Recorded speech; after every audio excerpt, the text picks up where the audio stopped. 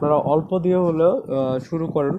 বাড়ির বারান্দায়, বাড়ির আঙিনায় আপনারা ছোট একটা খাঁচা নিয়ে 2টা বা 4টা মুরগি নিয়ে আপনারা শুরু করেন। 2টা মুরগি, একটা মোরগ নিয়ে শুরু করেন, দেখেন কি অবস্থা হয়। যখন আপনার আস্তে আস্তে একটু এই মুরগিগুলোর পরিচর্যা শিখে যাবেন, তখন আপনি নিজেই পারবেন আস্তে আস্তে বাড়াতে। তা একবারে তো বড় কিছু করা সম্ভব না, তো ছোট থেকেই বড় কিছু করা সম্ভব। ছোট থেকে আগে শিখতে হবে, শিখে আপনার পরে বড় রিস্ক নেবেন। এটা আমার চিন্তা ভাবনায় বলে। সো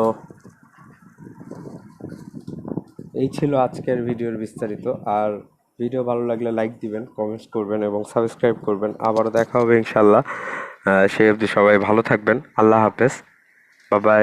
আসসালামু আলাইকুম।